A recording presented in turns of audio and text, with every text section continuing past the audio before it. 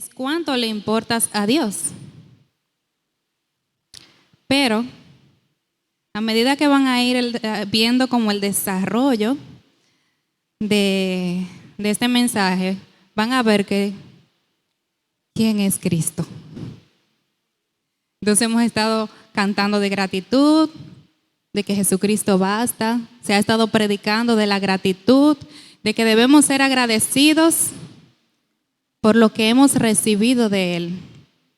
Y hoy lo que vamos a ver es precisamente todo esto. Amén.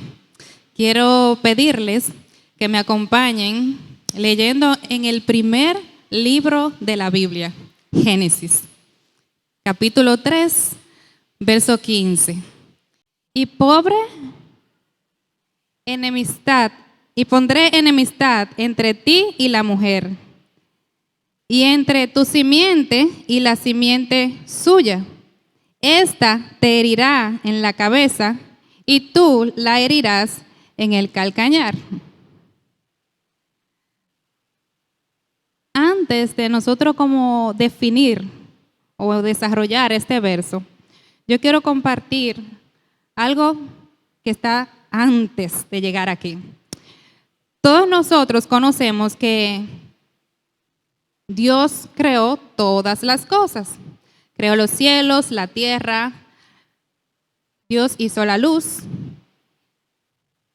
y la separó de las tinieblas. Y a esto le conocemos como día y noche. Amén. Y separó las aguas. Unas quedaron arriba del firmamento, otras debajo.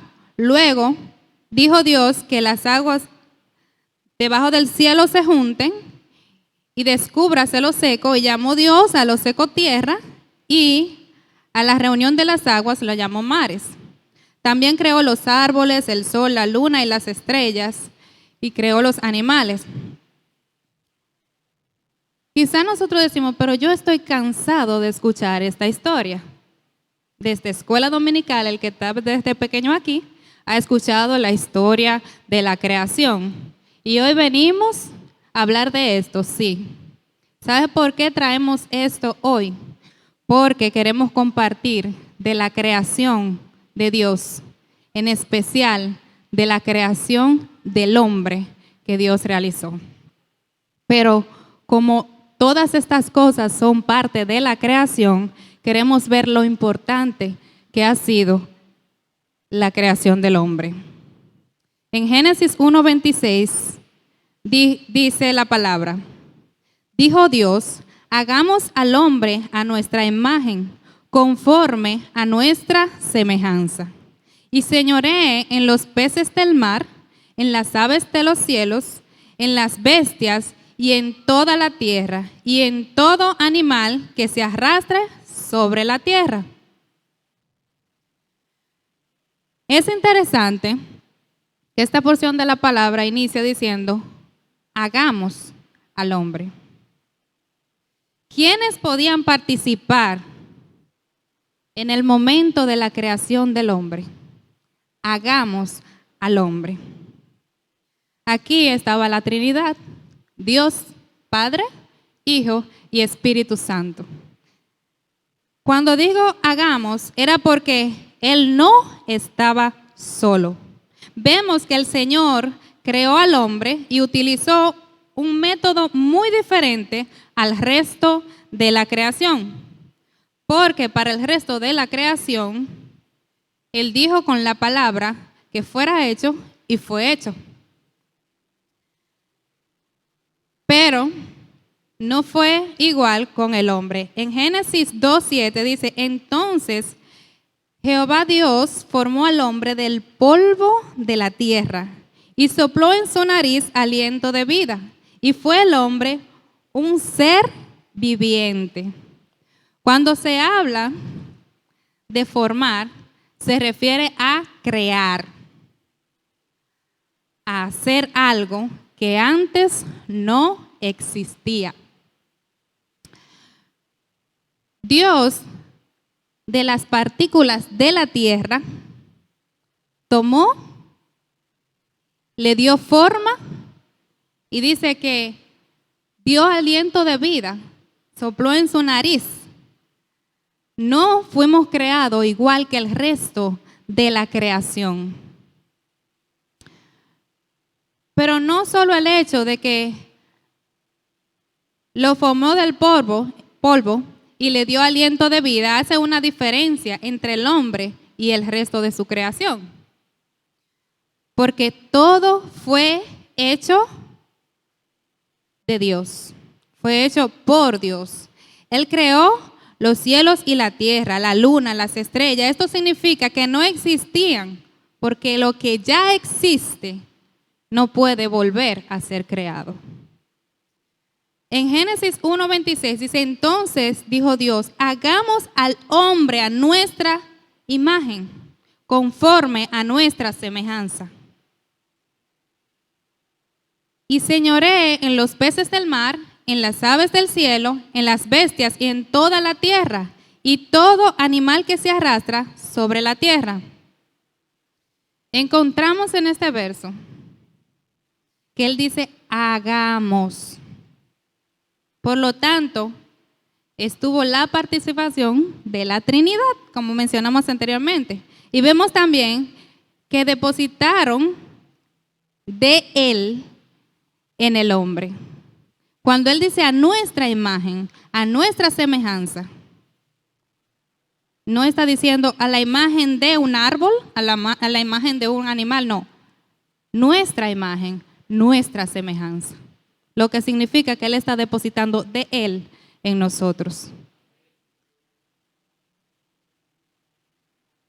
Dios creó al hombre con tantos detalles y luego lo colocó en un lugar muy especial, donde tenía todo y vivía en comunión con Dios.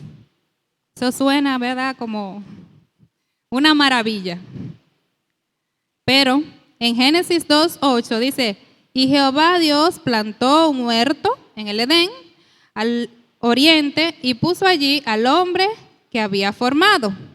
Dios colocó a Adán en el huerto del Edén. Le dio acceso a todo en el huerto, excepto a una cosa.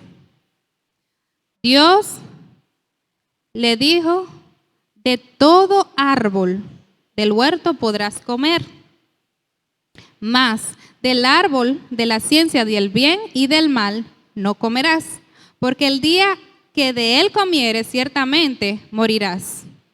Y luego dice el Señor, no es bueno que el hombre esté solo, le haré ayuda idónea. Esto está en el verso 17. En el libro de Génesis, como le decía ahorita, hemos escuchado esta historia, ¿verdad? Muchas veces. Y quizá no nos detenemos tanto ahora después de grandecito a ver todo esto. Pero Dios se tomó su tiempo para hacer al hombre. Dios no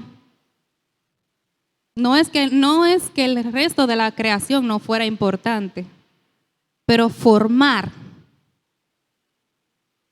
detenerse y formar él mismo y poner de él en el hombre es porque para él no estaba haciendo cualquier cosa. Para él tenemos un valor muy, muy alto.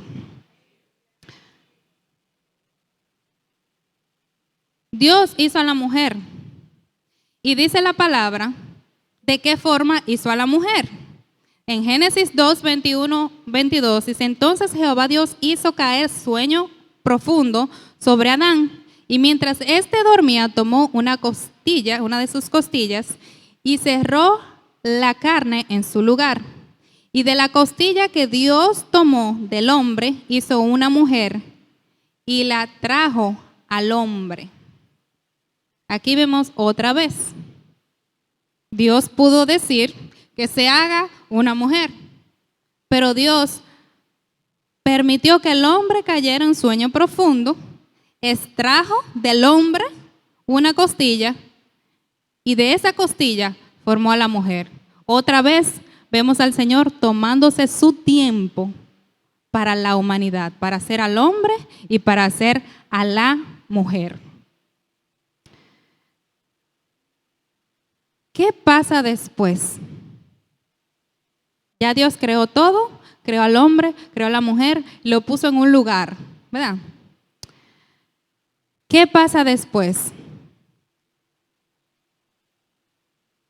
Cuando Dios creó a la mujer, dice en el verso 3, capítulo 3, verso 1 de Génesis, que había una serpiente, ¿verdad? Y que era muy astuta. Dice, pero la serpiente era astuta más que todos los animales del campo que Jehová Dios había hecho, la cual dijo a la mujer, ¿con que Dios os ha dicho, no comáis de todo árbol del huerto? La serpiente era más astuta, era ingeniosa, era lista.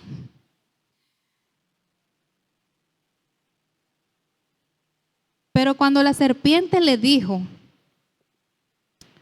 a esta mujer, con que Dios os ha dicho, no comáis de todo árbol del huerto, todo árbol del huerto. Observamos algo aquí.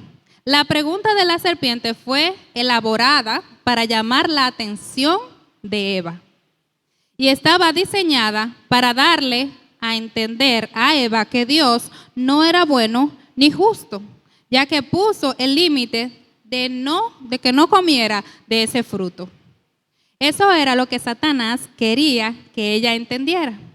La serpiente le dijo, todo árbol, pero Dios le había dicho solo del árbol.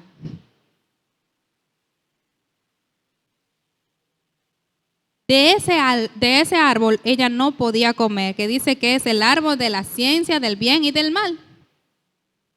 Aquí vemos que esa pregunta llamó tanto la atención de Eva, y ese era el objetivo de la serpiente,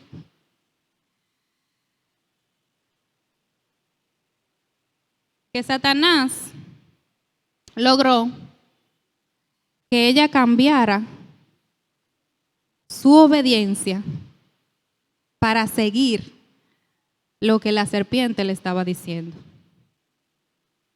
Llamó tanto su atención que hizo que ella quitara la mirada del Señor.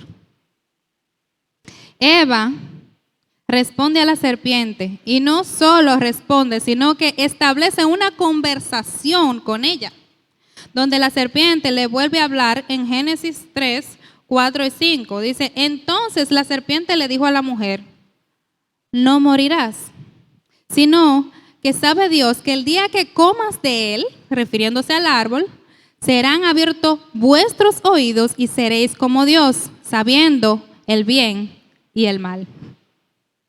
Entonces, Eva empieza a ver lo que la serpiente quiere que ella vea. En Génesis 3:6 dice, y vio la mujer que el árbol era bueno. ¿Bueno para qué? Para comer, porque el árbol tenía frutos. Y que era agradable a los ojos y árbol codiciable para alcanzar la sabiduría. Y tomó de su fruto y comió y dio también a su marido, el cual comió así como ella. Eva y Adán terminaron comiendo del fruto que el Señor le había dicho que no comieran. Ambos quitaron la mirada del Señor para ver otras cosas. De esa forma entró el pecado. Eso nosotros conocemos esta historia, ¿verdad? De esa forma entró el pecado en la humanidad, pasando desde Adán a todos los hombres. Y esto trajo como consecuencia muerte. Esto nos lo confirma Romanos 3:23, dice, por cuanto todos pecaron y están destituidos de la gloria de Dios. En Romanos 5:12 dice, por tanto, como el pecado entró en el mundo por un hombre y por el pecado la muerte, así la muerte pasó a todos los hombres. Por cuanto todos pecaron, este verso confirma que el pecado de Adán pasó a toda la humanidad. En Génesis 3:8 dice, y oyeron la voz de Jehová Dios que se paseaba en el huerto al aire del día, y el hombre y su mujer se escondieron de la presencia de Jehová Dios entre los árboles del huerto. Luego de Eva y Adán pecar,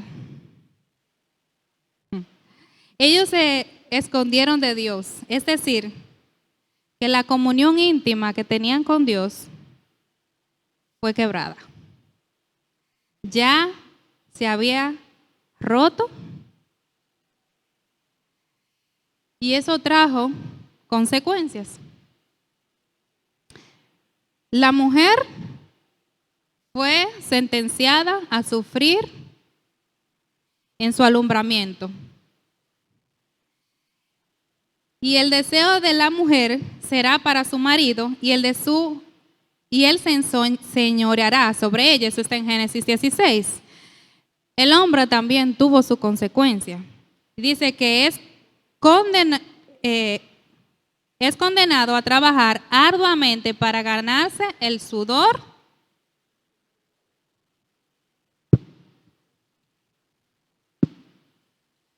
el pan con el sudor de su frente. Amén. Y dice que la serpiente también tuvo su consecuencia, porque habían 3 involucrados. La mujer, dolores; el hombre, trabajar; y la serpiente también tuvo su consecuencia. Dios dijo a la serpiente, Génesis 3:14, por cuanto esto hiciste, maldita serás entre todas las bestias y entre todos los animales del campo. Sobre tu pecho andarás y polvo comerás todos los días de tu vida. Dios maldijo a la serpiente. A partir de ahí, la serpiente comenzó a arrastrarse. Porque antes de eso, la serpiente estaba inclinada. Pero hubo una consecuencia. Al desobedecer a Dios, al entrar el pecado en el hombre, esto trajo una consecuencia. Pero ¿sabes qué? El hombre pecó, pero Dios, por su amor y su misericordia, nos provee lo que necesitamos para volver a reconciliarnos con Él. Entonces, vemos una vez más que es importante para Dios la creación. A pesar de que se apartó, a pesar de que falló, el Señor busca la forma otra vez de reconciliarnos con Él. Recuerda que fue la Trinidad en Dios quien creó al hombre con dedicación, a su imagen y semejanza. Y por su gran amor hacia nosotros, desde que la humanidad pecó, Él ha provisto para darnos la solución, una vez más, para reconciliarnos con Él. Si regresamos a Génesis 3:15, dice, y pondré enemistad entre ti y la mujer, y entre tu simiente y la simiente tuya. Esta te herirá en la cabeza y tú la herirás en el calcañar. Cuando dice sobre la simiente, se refiere a la descendencia. Él menciona la simiente de la serpiente y la simiente suya. Cuando hace referencia a la simiente de la mujer, se refiere a Cristo. Y dice que la simiente de la serpiente la herirá en el calcañar, es decir, en el talón, y le herirá en la cabeza. ¿Quién es la cabeza? Cristo es nuestra cabeza. Cristo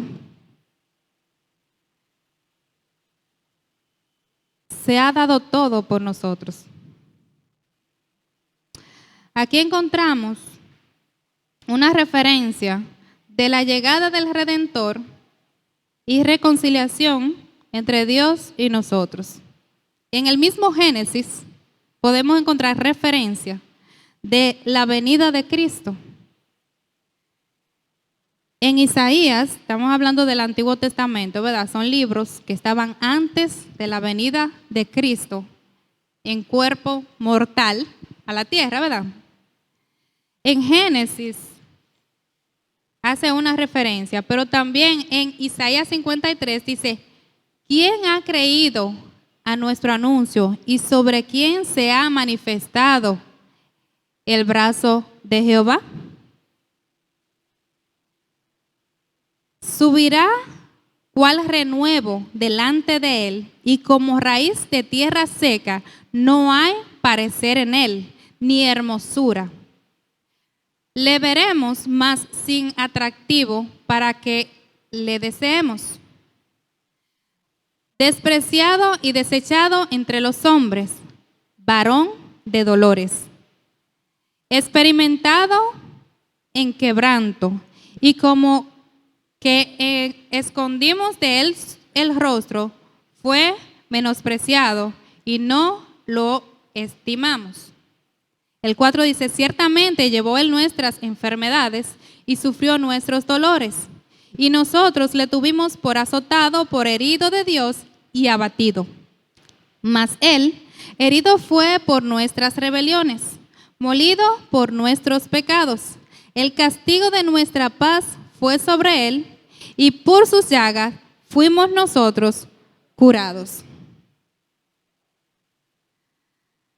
El verso 6 dice, todos nosotros nos descarriamos como ovejas, cada cual se apartó por su camino, mas Jehová cargó en él el pecado de todos nosotros.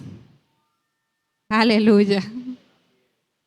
Estamos hablando de un libro que fue escrito antes de Cristo, y aquí está describiendo totalmente lo que iba a hacer Cristo para reconciliarnos otra vez con el Padre Celestial.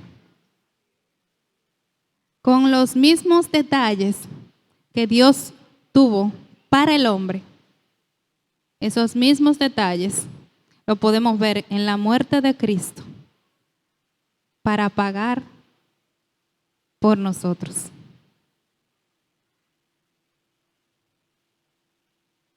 Cuando habla del brazo de Jehová, en el verso 1, esto representa el poder de Dios. El poder de Dios en esos milagros que iba a realizar el Mesías. Cuando habla en el verso 2 de la raíz de la tierra seca, se refiere al trasfondo humilde del Mesías. No había nada en su apariencia personal que pudiera atraer. En el verso 3 dice que experimentaría dolores, pena. Los hombres no reconocerían su valor, es decir, que no reconocerían que se trataba del Hijo de Dios. No lo hicieron en ese momento. Y en el verso 4 dice, cuando habla del Mesías que sufriría por el pecado de la humanidad, no por su pecado, porque él no pecó. Jesús vino y murió por tus pecados y por los míos. Pero Jesús no pecó. En el verso 5 dice, herido. Herido. Él fue crucificado, muy herido. Crucificado, pero cuando dice en el castigo de nuestra paz, aquí el Mesías obtuvo la paz y el bienestar para nosotros a través de su sacrificio en la cruz. Lo compró nuestra paz. Él recibió mi castigo, mi consecuencia. Todos nosotros nos descarriamos como ovejas. Cada uno se apartó por su camino, dice la palabra, mas Jehová cargó en él el pecado de todos nosotros. Nos apartamos de Dios porque Dios nos apartamos de Dios. Pero Dios es el Mesías. Dios es el que nos ayuda nuevamente. O sea, Él primero nos crea, nos apartamos y luego Él nos atrae otra vez a Él. Cristo pagaría por nuestros pecados. Aquí Dios utilizó a su Hijo para poder reconciliarnos con Él. Qué muestra tan grande de amor. Dice el verso 7, angustiado él y afligido, no abrió su boca. Como cordero fue llevado al matadero y como oveja delante de sus trasquiladores, enmudeció y no abrió su boca. Dice que no abrió su boca. Es el Hijo de Dios. Y pasó todas estas cosas por amor a cada uno de nosotros. ¿Qué tan importantes somos para Dios? En Mateo 26:63 dice, mas Jesús callaba. Entonces el sumo sacerdote le dijo, te conjuro por el Dios viviente que nos diga si eres tú el Cristo, el Hijo de Dios. En su padecimiento el Mesías no habló. Aquí está confirmando lo que vimos en Isaías, que Él no abrió su boca. El verso 8 de Isaías dice, por cárcel y por juicio fue quitado, y su generación, ¿quién la contará? Porque fue cortada de la tierra de los vivientes, y por la rebelión de mi pueblo fue herido. Él fue muerto mediante opresión, pero de su generación no entendieron que Él murió por la transgresión de cada uno. El verso 9 dice, y se dispuso con los impíos su sepultura, mas con los ricos fue en su muerte, aunque nunca hizo maldad ni hubo engaño en su boca. Los soldados querían ponerlo a Él en el lugar de deshonra. Querían ponerlo con los delincuentes, para decirlo verdad en nuestro idioma. Pero Él fue colocado en una tumba. ¿Saben de quién era esa tumba? Dice que es de José de Arimatea. Así que Él recibió una sepultura de honra. Él recibió una sepultura de honra.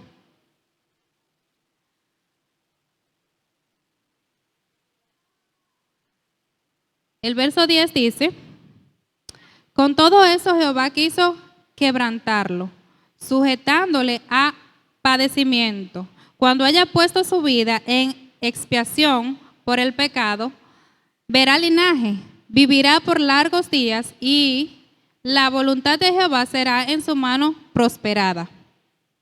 Todo el ser del Mesías estaba involucrado en la expiración. ¿Qué es esta expresión? La eliminación de culpa.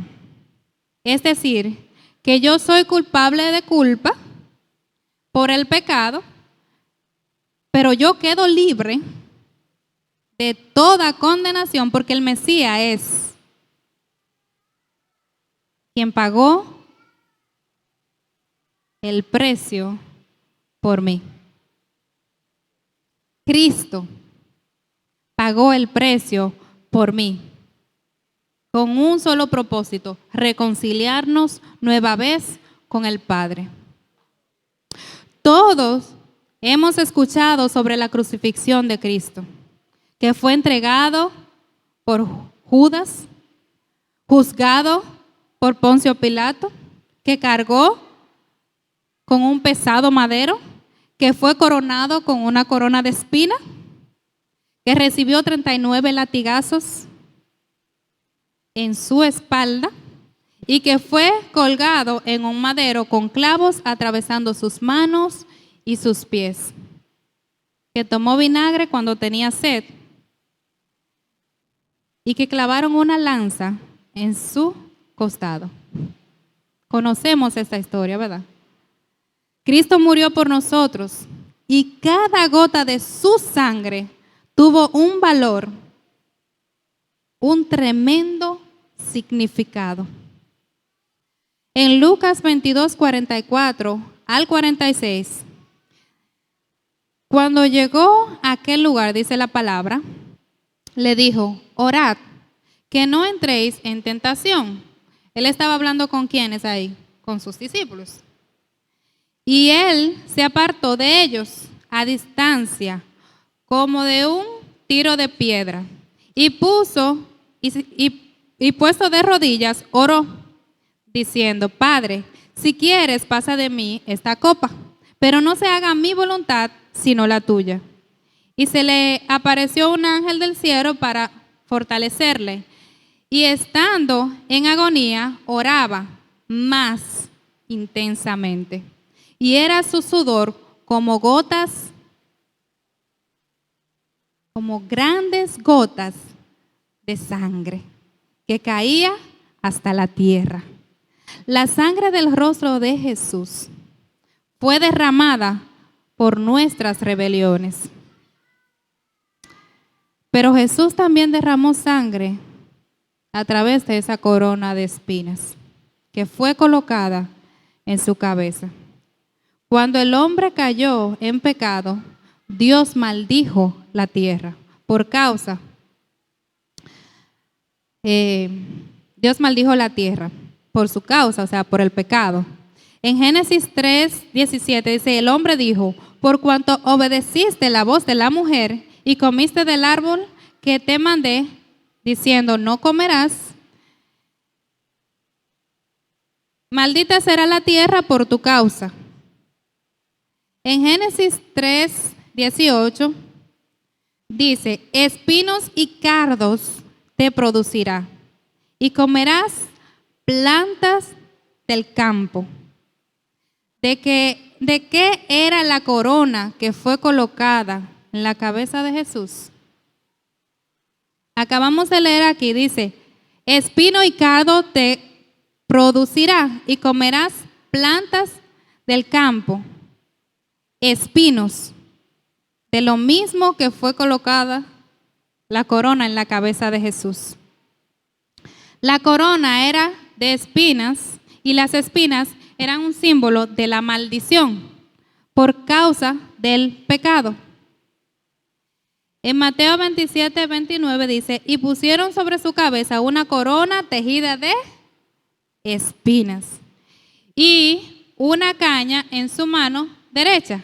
E hincados la rodilla delante de él, le escarnecían diciendo, salve, rey de los judíos. O sea, se estaban burlando de él y le pusieron una corona de espinas. El rey se estaban burlando de Cristo. Pero todo eso tenía ya un significado, porque las espinas eran parte de lo que simbolizaba la maldición a causa del pecado. Y esta corona que le ponían a él, la sangre de la cabeza, provocada por la corona de espinas, habla de la redención del pecado. La corona colocada en la cabeza de Cristo nos habla de la redención del pecado. Herido fue por nuestras rebeliones, molido por nuestros pecados. El castigo de nuestra paz fue sobre él y por sus llagas fuimos nosotros curados. Era necesario una redención. Era necesario volver a poner las cosas en el lugar que estaban antes. Su sangre en la espalda fue para curarnos. Dice que herido fue por nuestros pecados. El castigo de nuestra paz fue sobre él y por sus llagas fuimos nosotros curados. Es decir, que esa sangre derramada de Jesús, cuando recibía esos latigazos, era para curarnos a nosotros. La de la cabeza para redención, la sangre de la espalda para curarnos. Con sus llagas fuimos nosotros curados. Otra sangre derramada por Jesús fue la de las manos y los pies. Esta sangre para limpiarnos de toda maldad y todo pecado. La sangre derramada en la cruz tiene un significado. La corona de espina, maldición, fue quebrantada en la cruz. La maldición fue quebrantada en la cruz, porque ya Cristo pagó el precio por cada uno de nosotros. Enfermedad, por sus llagas nosotros somos curados. Él derramó su sangre para sanarnos.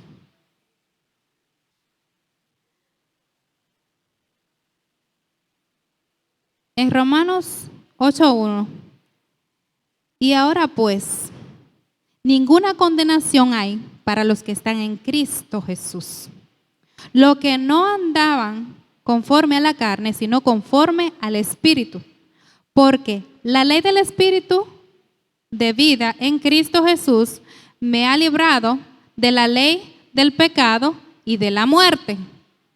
En el momento que el hombre se apartó de Dios, entró condenación al hombre. Pero Cristo cambió ese resultado al morir en la cruz. Ninguna condenación hay para los que están en Cristo. Cristo murió para librarnos de la condenación, para perdonar nuestros pecados.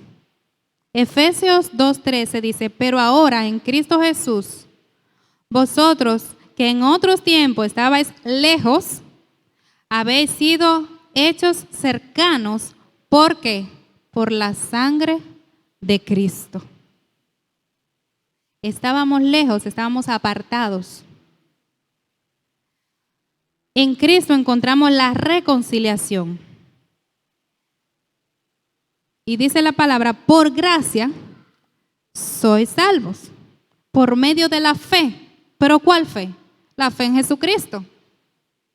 Y eso no de vosotros, es don de Dios, no por obra, para que nadie se gloríe. Ninguno de nosotros ha hecho absolutamente nada. Quien lo ha hecho todo es Jesucristo. ¿Y de qué forma? Desde antes.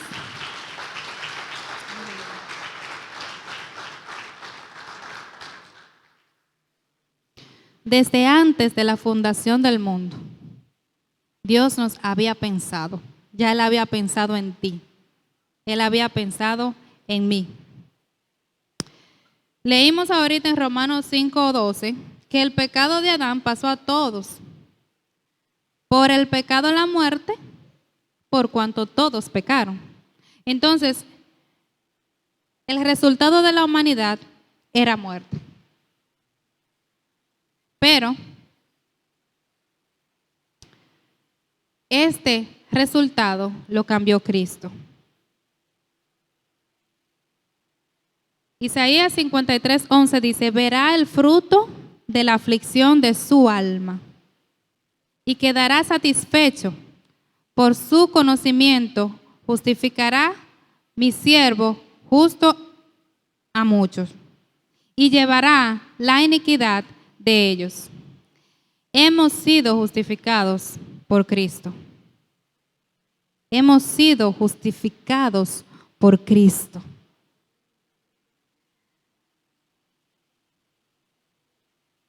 Y dice también la palabra, yo le daré parte con los grandes y con los fuertes repartirá despojo, por cuanto derramó su vida hasta la muerte y fue contado como con los pecadores, habiendo él llevado el pecado de muchos y orado por los transgresores.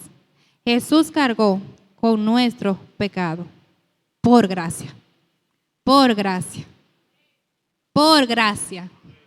No lo merecemos, por gracia.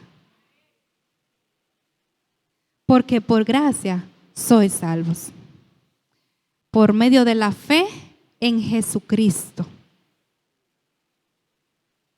Y dice que eso no es de nosotros, es un don de Dios. No por obra, para que nadie se gloríe. Cristo nos dio el regalo de la salvación. Y nosotros lo único que tenemos que hacer es aceptarlo. Es lo único.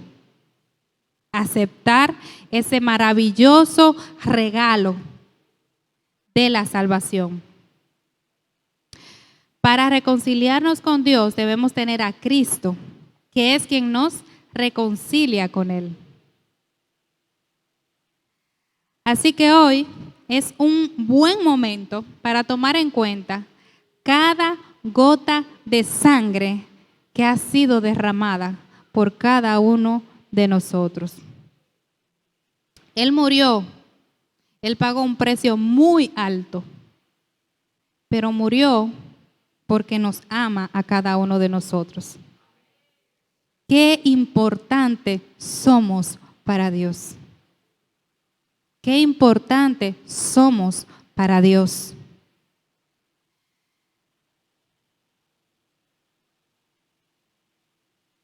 Nosotros quizás escuchamos este mensaje, pero ¿cuántas veces nosotros nos hemos sentado a analizar lo que realmente el Señor ha hecho?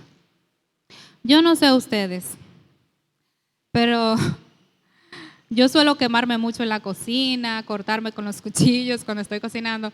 Eso duele. Yo por error una vez, en vez de tomar agua, tomé vinagre.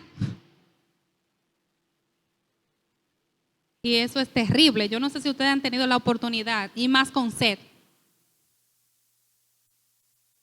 Jesús recibió muchas heridas por nosotros. Jesús, cuando tenía sed, en lugar de darle agua, le dieron vinagre. Y todo esto lo hizo. ¿Por quién? Por cada uno de nosotros. Mis amados, tomemos muy en cuenta lo que Jesús ha hecho por nosotros. Si ya hemos abierto nuestro corazón a Jesús, procuremos valorar cada gota de sangre derramada.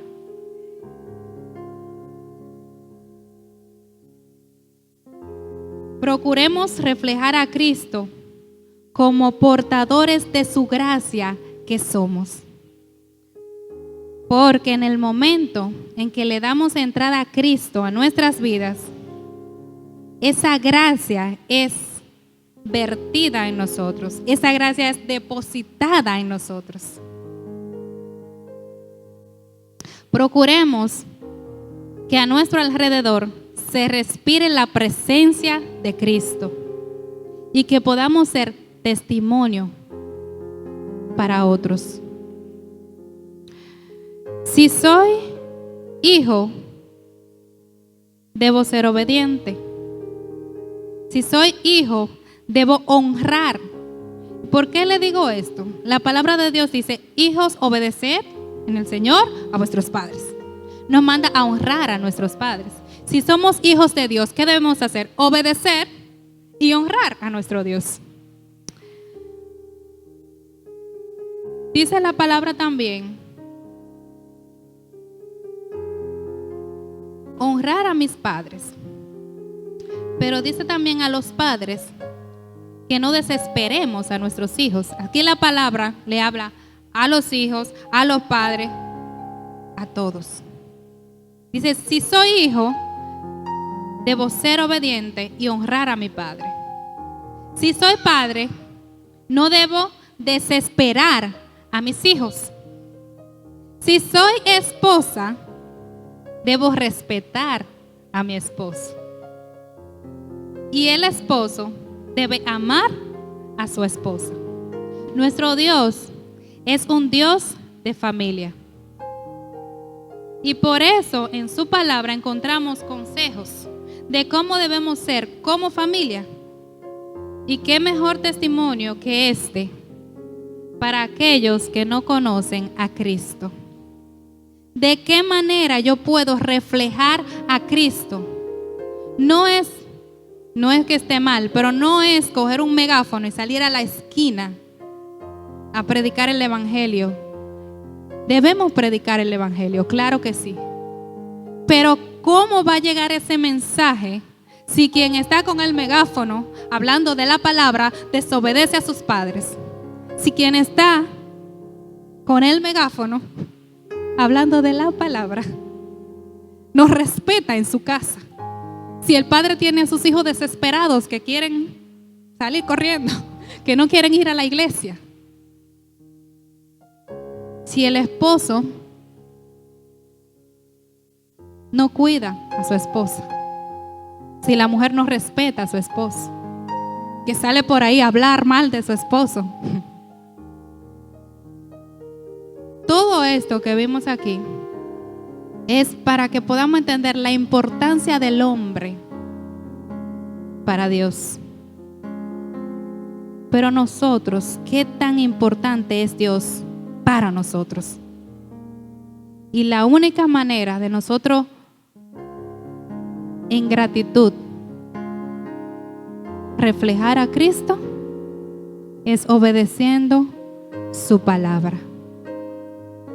¿Qué mejor manera? Nuestro Dios es un Dios de familia. Él le importa a nuestra familia. Nuestro Dios nos enseña cómo debemos ser en nuestra casa. Porque mi testimonio debe ser para los vecinos también.